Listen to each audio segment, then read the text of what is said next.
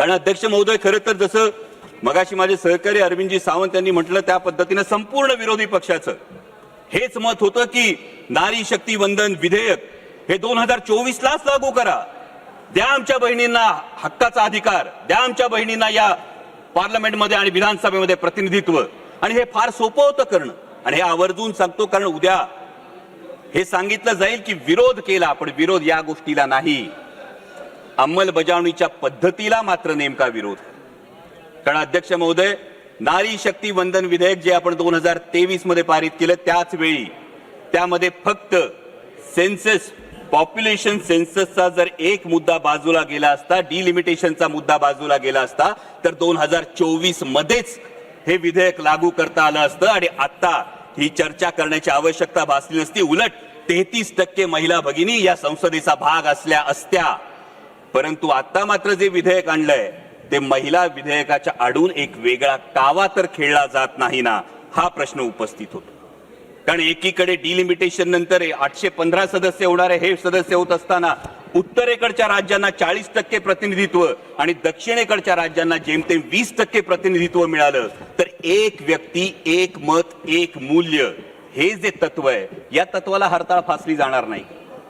दुसरीकडे महत्वाचा मुद्दा हा आहे की समजा शाळेमध्ये एक विद्यार्थी आहे, तो विद्यार्थी चांगला अभ्यास करतो, चांगला अभ्यास करून चांगल्या गुणांनी पास होतो.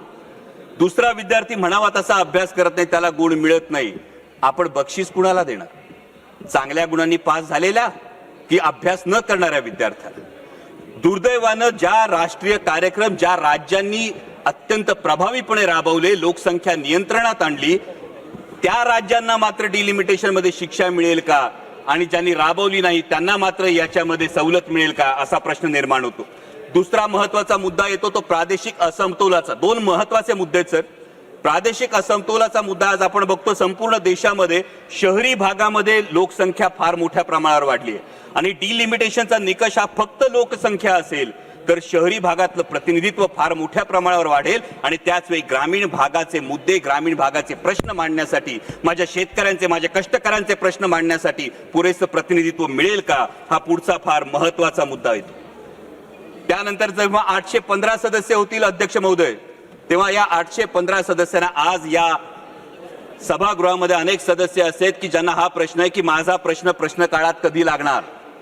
त्यांना अनेकदा हा प्रश्न पडतो की 0 आवर मध्ये मी जी 2 मध्ये सर 0 आवर मध्ये मी मुद्दा मांडतो त्याचा मला ट्रेजरी बेंच कडून लिखित उत्तर येत नाही. मला जो खासदार निधी मिळतो तो केवळ 5 कोटी रुपयांचा मिळतो. 24 लाख लोकसंख्या असते, म्हणजे रुमाल दिला आणि कोट शिवायला सांगितलं अशी परिस्थिती आहे. माननीय स्पीकर, त्यामुळे या डिलिमिटेशनच्या विषयी जवाब देने के लिए कहा सर, कंक्लूड कर रहा हूं सर. त्यामुळे या डिलिमिटेशन विषयी पारदर्शकता आणि सुस्पष्टता असणं हे अत्यंत आवश्यक आहे, जेणेकरून कुणावरही अन्याय होणार नाही. आणि त्याच वेळी जे माझे मित्रपक्षातले साथीदार आहेत त्यांना फक्त एक सल्ला देऊ इच्छितो की काही लोकांचा इतिहास असा असतो की ज्यांच्या वेळी असं म्हटलं जातं ऐसा कोई सगा नाही जिसे इन्होंने ठगा नाही. त्यामुळे यावर मतदान करताना याचा आपण जरूर भान ठेवाल अशी अपेक्षा व्यक्त करतो. आणि महिला विधेयकाला मुळीच विरोध नाही, परंतु डिलिमिटेशनच्या बाबतीत पारदर्शकता आणि सुस्पष्टता असायला हवी अशी मागणी करतो. धन्यवाद. जय शिवराय. श्री नरेश महास्के जी.